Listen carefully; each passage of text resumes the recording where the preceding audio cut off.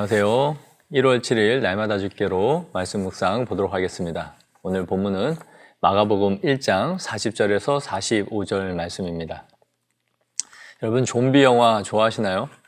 요즘 좀비를 주제로 한 드라마나 영화가 많이 나오는 것 같습니다. 우리나라에 나왔었던 그 부산행이라는 영화도 있었고요. 또 넷플릭스에서는 킹덤이라는 드라마가 있었습니다. 또 세계적으로는 10년 넘게 연재했던 미국의 워킹데드라는 드라마가 있었습니다.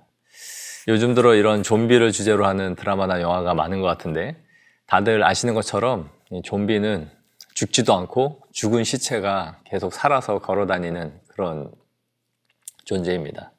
실제하진 않지만 이런 일이 벌어진다면 정말 많은 혼란이 일어나겠다라는 생각이 드는데요.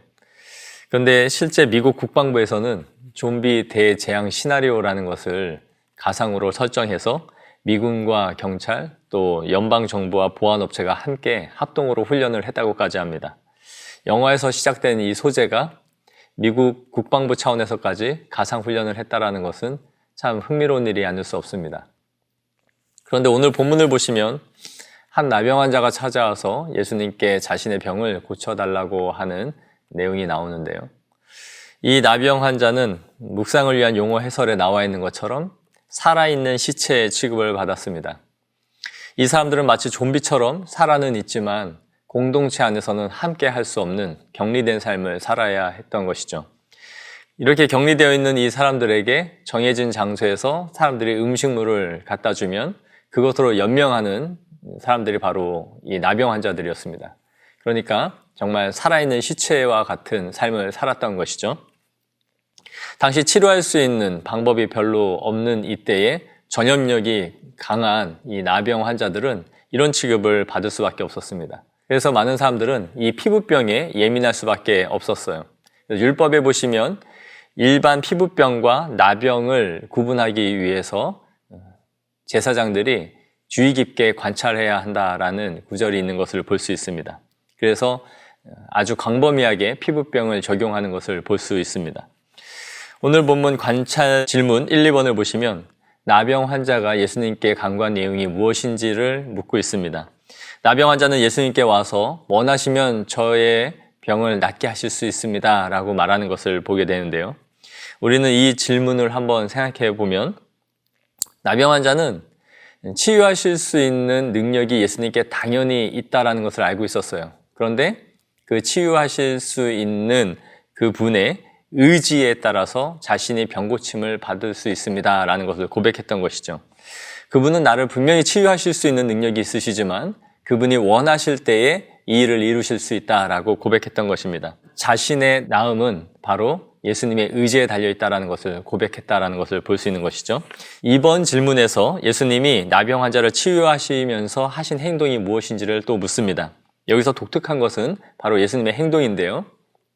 예수님은 나병 환자에게 손을 대셨다라고 41절에 기록하고 있네요.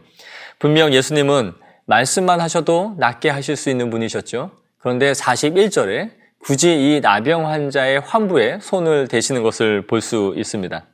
분명히 이유가 있었던 것이죠. 분명 율법에 의하면 나병 환자에게 가까이 하거나 시체에게 가까이 하는 사람들은 모두 부정하게 된다라고 율법은 말씀하고 있어요. 자신에게도 사람들은 전염이 될까봐 이 사람들을 격리시키고 가까이 가지 않고 있는데 예수님께서 이 기피하는 병에 가까이 하셔서 나병 환자에게 손을 대시고 있는 것을 볼 수 있는 것이죠. 이러한 예수님의 행동은 율법을 깨뜨리시는 것이 아니라 자신이 율법을 완성하러 오신 분이심을 보여주는 것입니다. 사람들은 자신을 부정하게 만드는 나병 환자를 기피하고 피하는 것에만 급급하고 있죠. 저 사람 때문에 나까지 병이 들거나 부정해져서는 안 된다라는 생각입니다. 자신을 막는 차원에서만 머물러 있었던 이 사람들과 대조적으로 예수님은 나병 환자에게 손을 대심으로써 치유를 하고 계신 것이죠. 이것을 통해서 율법의 참된 정신이 무엇인지를 보여주시고 실천하신 것입니다. 바로 하나님을 사랑하고 이웃을 내 몸과 같이 사랑하는 것이 무엇인지를 율법을 완성하신 분이심으로 나타내 보여주신 것이죠. 저는 이 구절을 묵상하면서 예수님의 이 성육신 자체가 나병 환자에게 가까이 오심과 같고 손을 대심과 같다라는 생각을 하게 되었습니다. 우리는 육체적인 질병으로 나병 환자는 아닐 수 있죠. 그러나 영적으로는 분명히 나병 환자들입니다.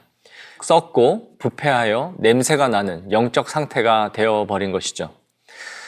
사람들은 예수님이 나병 환자에게 손을 대시는 것을 보면서 저런 부정한 사람에게 손을 대실 수 있는가 하고 생각할지 모르지만, 그리고 혐오했을지 모르지만 영적으로 우리는 모두 그런 존재였다라는 것을 기억해야 합니다.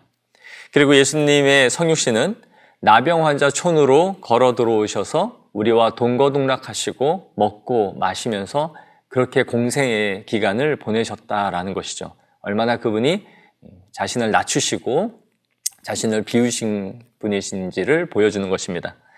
하나님 나라에서 격리되고 도저히 하나님 나라에 수용될 수 없어서 우리가 따로 떨어져서 살 수밖에 없는 그런 존재였음에도 예수님께서 우리들 그분의 품 안에 품으시고 안으심으로 그분의 자녀 삼아주신 것이 이 나병 환자를 치유하시는 모습 속에서 그대로 보여진다라고 생각하게 됩니다. 오늘 이 말씀을 묵상하시면서 율법을 완성하신 예수님의 모습처럼 우리도 우리의 작은 손길을 이웃에게 내밀 수 있는 그런 하루가 되었으면 좋겠습니다.